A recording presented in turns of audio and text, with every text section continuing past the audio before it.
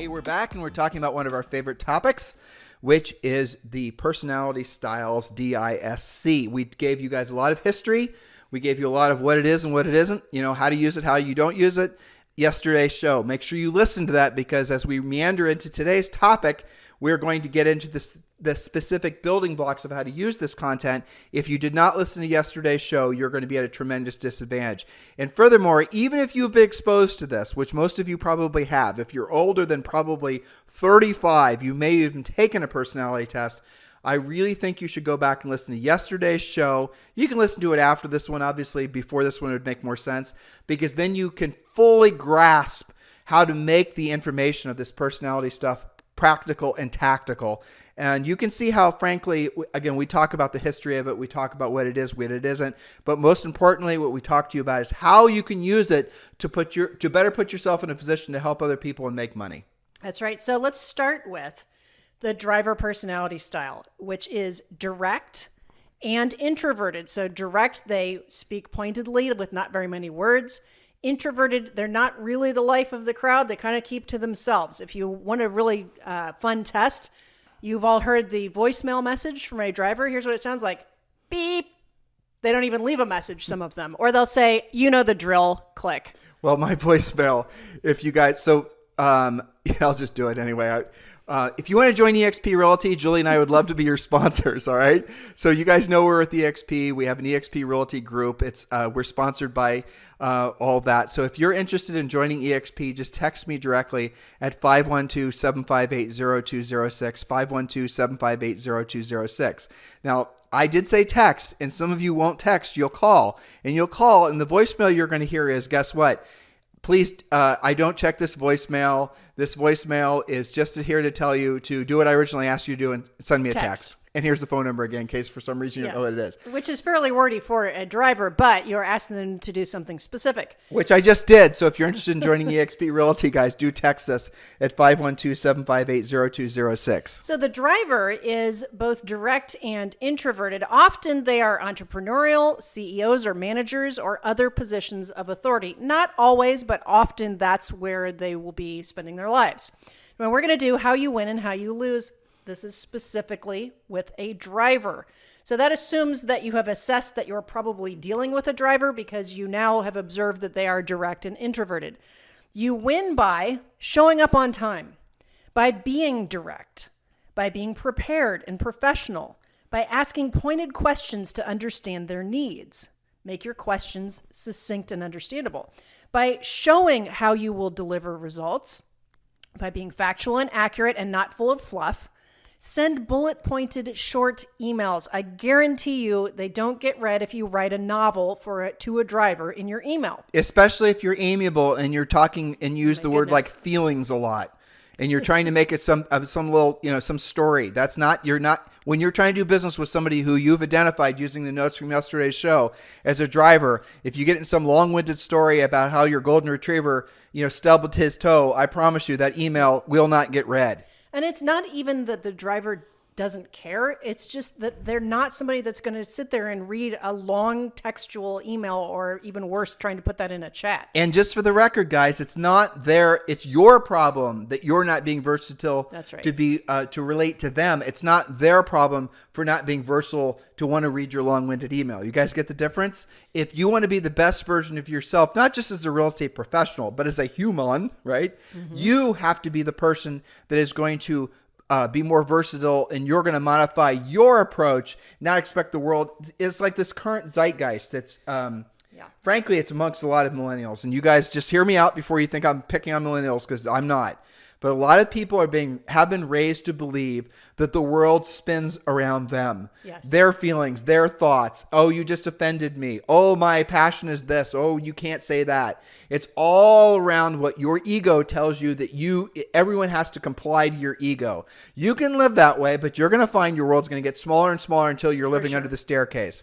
If you really want to have a wonderfully expansive life where you can not just deal with different types of people for the sake of selling, but just for the sake of connecting with other humans, which ultimately you're going to get the most fulfillment out of. I mean, when you're 122 and you're on your deathbed, I promise you, you're going to, with the things that if you read what people regret the most, it always has something to do with the lack of connecting with other humans. This versatility aspect of what we're describing to you guys, helping you to understand, will profoundly change your life if you take away that one little pearl I just gave you. It's your job to be versatile for them, not their job to be versatile for you. Which means you really have to pay attention to who you're actually dealing with. Your clients are not all the same. Your friends are not all the same. So with drivers, send bullet-pointed short emails. Deliver on your promises. This is one of the things that a driver will break up with you, professionally or otherwise, if you just don't follow through. You don't deliver on your promises. So how do you win? You close for their business. Drivers do like to be closed. They actually appreciate you asking for their business and will think that it's weird and weak if you don't. If you have a crappy, sloppy, informal presentation, a driver, I know I'm stepping on some of your notes, but a driver will maybe be polite, maybe acknowledge and play along, but if someone else comes along that's organized and is factual and is professional, you're toast. Yeah, when you guys say that somebody ghosted you, it could be because you had a sloppy presentation to a driver and they just are not going to deal with you anymore. And the expressives, I'm talking to you guys. You guys are the ones that are most likely to walk in and win the business just off your personality, or at least that's what your ego tells you you're going to do. Assumptively. You're presenting to an analytical or you're presenting to a driver and you're walking in there being assumptive and not having a formal approach, not having a listing presentation, never having pre-qualified them, not actually taking their business seriously. And then you're followed by somebody whose license number isn't even dry. The ink isn't even dry in their license, but they do have an organized approach. That new agent's going to kick your ass. And how do I know that's true? Because we have thousands of agents who join our coaching program on a routine basis who are kicking the butts of the agents who are seasoned veterans because they are treating the business like a business and having a more formal approach that they learn as being coaching clients of ours. That's right, and a more versatile approach. So with a driver, you lose by... There are many reasons, but here are some of them. Showing up late or rescheduling, especially more than once. That shows that you're not taking the appointment seriously. Not being prepared, so you seem to be winging it or taking their business for granted, what you just mentioned, Tim. Sending long text-heavy emails or lengthy voicemail. Not following through on what you said you'd do. Being assumptive versus factual. Looking unprofessional, too casual, or disheveled. That's not good. Not asking for their business at all. Or taking too long at your appointment, selling with blah, blah, blah, instead of just blah. They want you to cut to the chase. That's actually a driver subconscious script that they use. Cut to the chase, get to the point. Right. Well, again, if they're not versatile drivers, they're going to say that. What's the bottom line? Cut to the chase. Yeah. Can we just can we just get to really what matters most? And if you're not versatile and you don't know how to change your personality, change your personality and your approach to dealing with the driver, what's going to happen to you? You're going to feel like you just got hit in the head with a steamroller. That's right. And we're trying to save you from some of those painful experiences. I know, I was trying to visualize what it would be like for someone to pick up a steamroller and use it as a bat, good. but it wouldn't work. And we are doing this fairly quickly because in coaching, you get the real drill down on this. We just are exposing you to the art and science to actually apply this in your appointments. And yesterday we showed you guys how to actually visually and even physically determine what somebody is. So again, if you didn't listen to yesterday's show, go back and listen to it. But here's the visualization for you. You're at some party. You're walking into a seller's house. It does not matter. You are coming across people that you do not know. How much more powerful and confident will you feel if you can instantaneously, almost subconsciously, because you've reached a level of competence, right? Yeah. Competency where you can what was the highest, conscious competence, right? Yes. Where you've reached the highest level of conscious competency and you are able to ascertain what now how will you know? How they communicate, what their job title is, what type of company that they're in, how they're dressing, how they approach you, how you see other people interacting with them, how they stand in the room. If it's at some party where their spouses are there, what's the personality type of the spouse? Because generally speaking, you'll see people that are introverts marry introverts and extroverts marry extroverts, even if one, say, for example, a driver and the other is an analytical. Because otherwise, you're going to have every weekend where your analytical introverted type is going to want to stay at home and, basically recoup from the a week of having to, be more Be around extrovert. people. Right. And they're going to want to just take a breath and go on a walk in the woods, where the extroverted person's going to want to go, go, go, Let's go. party. Right. And that's going to, generally speaking, that's going to create a little bit of a turf battle about, who's going to win the war of the weekend, which means that that's not going to be necessarily a great recipe for a long-term relationship. Mm-hmm. So you can, once you understand the building blocks of this stuff, and then you understand a little bit about the people you're interacting with, figure out what their personality style is. And if you're an amiable person and you're running across somebody you found out this person, the lady's an accountant, right? And the husband's a doctor, and you can pretty much with virtually no fear of being wrong, assume that they're both introverted. Absolutely. Right? So if you're an amiable person who's generally speaking less direct, you're going to do good with these people. And you're also then going to want to not necessarily spend so much time talking about emotions and whatnot. You're going to want to be a little bit more factual, a little bit more reserved than you normally would be. And a little bit like, for example, an amiable person, and again, I'm jumping ahead, but I want you to start realizing the power of this. An analytical person, generally speaking, is going to dress more formally, is going to dress more, I don't know, the word I was about to say was precisely. More crisp. Right, more crisp. They're not going to look like bohemians, right? They're going to look more like Absolutely not. Right, and a driver the same way. And if you guys really want to have some fun with this, you can, when you're showing houses to people and you're taking them through, if you've not yet learned how to be a listing agent, which means you haven't become one of our coaching clients yet, but when you're showing real estate to people and you take them into different neighborhoods, you will oftentimes see the buyers will start looking for signs of people that are similar to them. Now, how are they going to, now without seeing the people, the neighbors, they're going to just look at the yards. Yep. If you're dealing with an amiable and they're seeing lots of kids stuff everywhere. And playgrounds. And playgrounds. And neighborhoods are generally speaking dominated by certain personality types. Mm-hmm. And you'll see an amiable rolls into a neighborhood of another amiable where there's obviously a lot of amiables living there. Yep. That person's going to instantly feel more comfortable. Now, if you take a driver to a neighborhood where everything looks a little disheveled and there's kid plastics, I'm trying to avoid saying the word crap, but if there's kid stuff everywhere. Such a driver thing to say. But if it's a big mess everywhere and it's disheveled and, it just looks a little bit like there's a little bit lack of order there, your analyticals and your drivers probably aren't going to like that neighborhood as much as if you take them to a place where things were a little bit more formal and tidy. And whole communities are designed around this. Drivers in analyticals, for example, they like HOAs. They like things that are orderly. Tidy. They like tidy. They like, you guys symmetry. Right. I was laughing because I think about our neighborhood in Dorado where there's like 8 or 9 different neighborhoods in the same community. And there's like a very, very, very kid community. Yeah. And then there's some very not kid communities. And they do have different feels, even though they're a 10-minute golf cart ride away from each other. It's interesting. The kid community, you've got little kid Crocs all over the place. Yeah, you're talking about Dorado Beach East. Yeah. Right, and then you go over to Dorado, like West Beach or something. Or West Beach, and then it's essentially like you're walking to a sterile operating room. Like you don't even know anybody lives there. It's hilarious. And they all kind of walk around like they're in some sort of, just think of this, More how formal. they dress. Yes, absolutely. You'll never see anybody wearing Crocs living in West Beach. No, can't happen. It's impossible. But I do remember showing many buyers that would specifically request neighborhoods where all of the backyards abut each other. Yeah.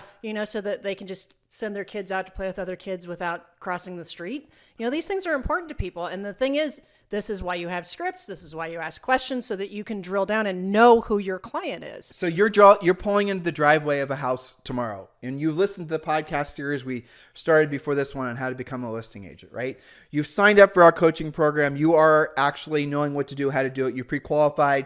You've got sent the pre-listing pack. They've read it. You got the listing presentation. We actually tell you how to approach the seller, not just the seller themselves physically, but the house. When you do step by step, depending on what your personality style to be and what or suspect their personality style to be. Your very approach and how you present is going to be altered dependent on who you are, but who you are trying to appeal to them. Based on your observations and your questions and your answers and things of those nature. And by the way, I mentioned coaching. Here's the thing. The pre-listing package that we teach you guys is very DISC friendly. That's the reason we tell you guys not to change it. That's right. It's very well thought out. The scripts and the coaching and the things that we drill down on in coaching that make you a more powerful, more versatile agent, there is a lot of detail to this. Well, look at our pre-listing pack. You mentioned it, right? So there's, again, guys, our content, when you become one of our coaching clients, you look at it, and if you're over time, you'll come to appreciate it even more. Have you guys ever watched? Have you ever watched a movie that you haven't seen for 10 years, and then all of a sudden you're watching it for the first time, even though you thought you remembered it, you realize there was a complete subtext or many subtexts that you didn't even realize was going on. That's what happens as you get educated, and also as you get a little older. Hopefully, you get wiser. Though those two things don't necessarily go hand in hand. But when you look at our pre-listing pack, what you're going to realize is we have pages, to Julie's point, that are designed specifically for amiables. One of the pages, for God's sake, is called Giving Back. That's right.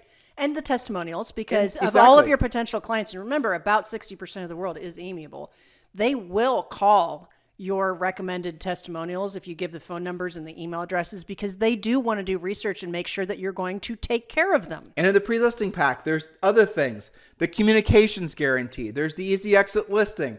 There's the flexible fee commission plan. But what some of you guys do, coaching clients don't do this, is you get our content and then you say, this isn't like me. I'm going to make it like me and use words that are like me, and I'm going to modify it. You've modified it to the point where you've nullified the reason it was designed and the words were chosen that they were chosen, because the versatility built into the pre-listing pack is designed to overcome what we assume is going to be your lack of versatility. We originally designed the pre-listing pack and a whole listing process because, and I know this is a nice problem to have, and this is what happened. Julie and I were going on so many listing appointments. Sometimes we were going on 2 and 3 a day. And we are proactive lead generators, and we were going on lots of listing appointments. And it got to the point where it just got annoying. I mean, it just did. And so we had to. From a logistical standpoint. No, I mean from overall. I just don't want to sound ungrateful that we're annoyed by all the business. It was awesome. Yeah, it was awesome, right? But it all came from the fact that our system worked. So we ended up having to hire, and so we were getting centers of influence and past clients. We were getting new clients. We were getting all this types of business that was coming in. Julie and I were very religious, proactive lead generators, as we teach you guys to do. Well, we would have business that would come in occasionally that might be a referral from, an agent or something like that. And we don't want to push a listing appointment off for more than 2 days. More than 2 days, you're probably not going to take it because the seller's going to think, well, you're just too disorganized or too busy to actually take my business seriously, and they're going to hire somebody else. So we had to hire someone to go on listing appointments for us, so we hired Lisa.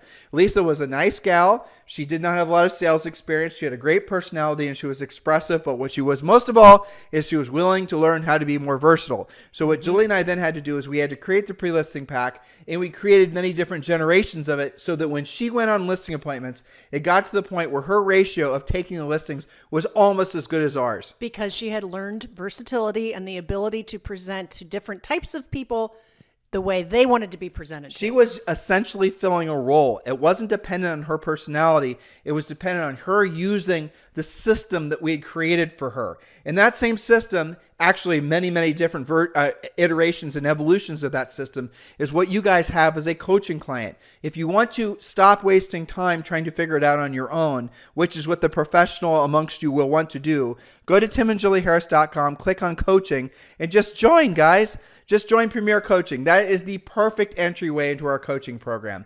Everybody can afford it. It's designed to be something that everyone can afford. Just go to timandjulieharris.com, click on coaching, and sign up for Premier. It's very simple. That's right. We're trying to take some of the pain away for you. So, all right, back to our personality styles. The influencer or expressive, this is the I-type personality who is direct like the driver, but in this case, extroverted. Okay, so that's the difference. They are direct, but they are extroverted. Typically, the expressive is a life of the party type. They know everybody. Name droppers.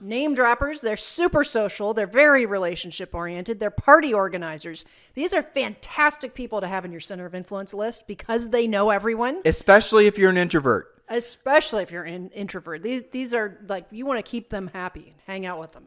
All right, so they tend to be, where did that go? Tend to be aspirational, and they tend to move a lot. This is also great real estate clients. And they're going to want to figure out who you know. Yes. Because they want to know based on your friends if you're like them or not. So you're going to have to be more versatile when you identify that you're dealing with an expressive. But the main thing with expressives is you got to, and Julie, I don't want to step on your points, but you let them dominate. Do not try to dominate an expressive. That's the first point under how you win with expressives, by letting them be more dominant, especially if you too are expressive. There's nothing worse than two expressives competing with each other. It's like some kind of bird feather fight or something. I don't know. So don't try to overly dominate. You win by being fun and responsive to them. If you're somebody who is typically more analytical, like me, quite frankly, and doesn't always have that much expression in my voice, if I'm talking to an expressive client, even a coaching client, I'm going to have more ups and downs in my voice, more energy, more enthusiasm. Be fun and be responsive to them. You also win by knowing what they most desire and delivering on it. Often this is to be in the same neighborhood as their friends or their colleagues or the parents of kids where their kids hang out. They're very expressive, to Julie's point earlier, are very status seeking. Yes, typically. And they're status seeking through where they live, what they drive, the clothes they wear. Colors, for sure. The jewelry that they wear, men's watches, things like that. They're going to do things. An expressive is going to do things. I mean, the old way we used to explain this is imagine a cheerleader, but I'm not sure if that's even, but it's somebody who's going to do things that intentionally try to draw attention to themselves. That is an expressive. That's right. And they like a lot of color, stuff like that. And on a side note, Tim, I've been meaning to mention this to you. I read an article in Travel and Leisure that was about flight attendants and how they interviewed 5 or 6 different flight attendants about how they decide who to bump up on a flight. So there's 2 versions of that. Who, if you're on a wait list, you're on standby, who gets let in. And also if there's availability in first class to be bumped up from coach to first class. And they all said something really interesting. We get into this in the Harris Rules book about upgrading everything. They all said that how you dress when you travel matters. And they said that they consciously or subconsciously, and some of them were very direct about this, they will say, if you look like you made an effort to travel and show up on our plane today, I'm way more likely to bump you up to first class. And one of them even said, if you are wearing flip-flops, you're going nowhere. You're riding back. You're riding in coach if you even get past standby. You're riding in the back with the yaks and the other and the other cattle. Yeah, but I thought, isn't that interesting that they were pretty clear about that, and how you come off definitely matters. But that's, that goes to, again, this is a whole chapter in our book, Harris Rules. Yep. If you've not read the book yet or have not listened to the book, it's available on Amazon. It's available at every major bookseller. It's almost 500, maybe even over 500 5-star reviews. It's one of the best-selling real estate books at all time. A huge chapter is about upgrade everything. Read the book, Harris Rules, become a coaching client. It's the next natural progression to where you are right now in your business and your personal life. Yeah, so back to how you win with expressive. Compliment, compliment, compliment. They love attention. Also, accept their gifts with praise and enthusiasm. They're definitely givers. And don't assume that they will write down or remember important things in the transaction or the process. Confirm a lot and ask them to put it in their calendar. Expect to tell them something more than once. Showing more than telling. Showing them is more impactful than just telling them something. Now, how do you lose with an expressive? Well, again, trying to be more dominant or being too quiet or aloof. Assuming they read your long email or remembered your long voicemail. You lose by trying to sell them something they can't afford. This is a big thing with expressives. This will make them embarrassed, disappointed, etc. So if they cannot go up $100,000 in today's market, don't try and talk them into it. Well, be strategic too. Just to give you guys some advanced training, if you're dealing with more expensive, clients, know what their pay cycles are. So by expensive, I mean maybe people that are in Wall Street or people that are in the entertainment industry or things like that. I had a coaching client. He's the number 1 agent in Reno. And he had a very famous actor as a client. I'm trying to remember his name. He's an Avenger, the actor. You remember who I'm talking about? He was Jason Bourne one time too, only once. Anyway, whatever his name was. Some of you guys are shouting his name out and being frustrated that we don't remember his name, but you guys know what I'm talking about. Yeah.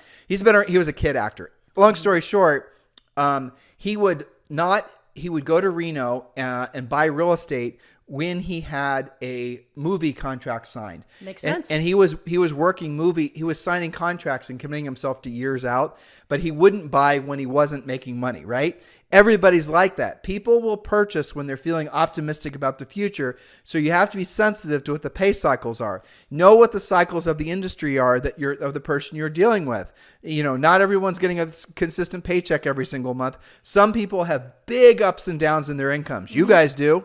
That's right. So how else do you lose with expressives? Well, being negative. Expressives are social and upwardly mobile types who like to have fun and share in group experiences. So don't come off negative. Being too analytical. Typically, expressives are not spreadsheet types.